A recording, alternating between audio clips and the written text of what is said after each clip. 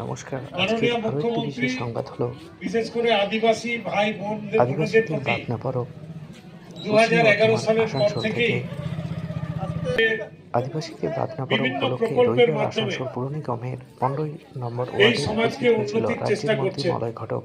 এদিন তিনি আজকে এই যারা অনুষ্ঠানে মায়েরা উপস্থিত বোনেরা হয়ে আছেন আদিবাসীদের যাতে কোনো প্রকার তারা অসুবিধা লক্ষ্মীর না ভান্ডার হয় পান। তার জন্য বাড়ির প্রতিটি প্রতি মাসে মহিলাকে লক্ষ্মীর ভান্ডার প্রকল্পে 1200 1200 টাকা করে সহ সরকার থেকে কন্যাশ্রী আমাদের নেত্রী রূপশ্রী মমতা প্রকল্প চালু ব্যানার্জি করেছেন ইত্যাদি। আপনাদের পাশাপাশি পরিবারের আপনাদের কাছে বাগনা পৌঁছে পরবে দেওয়ার প্রতিটি ব্যবস্থা আদিবাসী করেছেন। পরিবারকে নতুন বস্ত্র দেওয়া হয়েছে। বিনা পয়সায় এদিন চিকিৎসা পান, অনুষ্ঠানে উপস্থিত হয়ে স্বাস্থ্য মন্ত্রী সাথীর কার্ড আদিবাসীদের তিনি সাথে করে দিয়েছেন, একসাথে বসে অন্ন সরকারি হাসপাতাল করে দিয়েছেন। পশ্চিম বর্ধমান থেকে বিনা পয়সায় আপডেট রেশন তিনি পাঁশকুড়া দেন, নিউজের জন্য উজ্জ্বল দাস। রেশনে কোনো পয়সা লাগে না।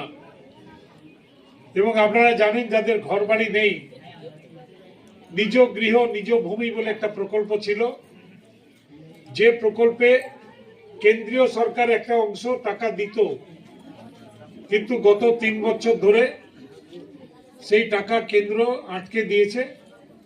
পশ্চিমবঙ্গের মানুষের উন্নয়নকে আটকে দিয়েছিল, কিন্তু মাননীয় মুখ্যমন্ত্রী নিজের চেষ্টায় পশ্চিমবঙ্গ সরকারের টাকায় বাংলার বাড়ি বলে তিনি নূতন প্রকল্প করে দিয়েছেন।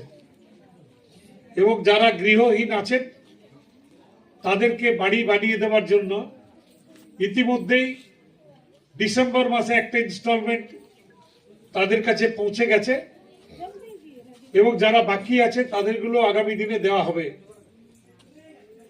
তাই বাড়ি সরকার বিনা পয়সায় করছেন, মমতা ব্যানার্জি করছেন। রেশন মানে খাবার তিনি বাড়ি বাড়ি বিনা পয়সায় পৌঁছে দিচ্ছেন। স্কুল কলেজের পড়াশোনা তিনি বিনা পয়সায় করে দিয়েছেন। তাছাড়াও লক্ষ্মীর ভান্ডার, কন্যাশ্রী, রূপশ্রীর মতো প্রকল্পগুলোতে মা এবং বোনেদের পাশে তিনি দাঁড়িয়েছেন। এইরকম প্রায় 90টা প্রকল্প আমাদের রাজ্যে চলে। আমি আপনাদের এই পরবের যে অনুষ্ঠান, সেই অনুষ্ঠানে যাতে আপনারা ভালোভাবে অনুষ্ঠানটা করতে পারেন। আপনারা জানেন যে এই পরবে আমরা জানি যে সবাই নূতন কাপড় পরে এই পরবটা পালন করেন। আমরা চেষ্টা করেছি যত বোন আছে আদিবাসী বোন, আমরা সবারই কাছে নূতন শাড়ি পৌঁছে দেওয়ার জন্য আমরা চেষ্টা করেছি।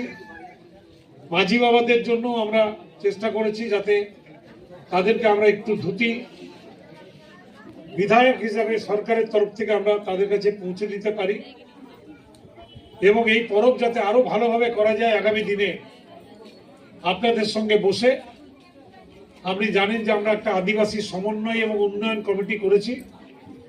সেই কমিটির মাধ্যমে আপনাদের পাড়াগুলোতে আরো কিভাবে ভালোভাবে কাজ করা যায়, কিভাবে মাঝি থান, জহর থান প্রত্যেকটা পাড়ায় পাড়ায় করে দেওয়া যায়, সেই কাজও আমরা করছি। আগামী দিনে এগুলো আমরা শেষ করব, খুব তাড়াতাড়ি এই কাজগুলো আমরা শুরুও করব।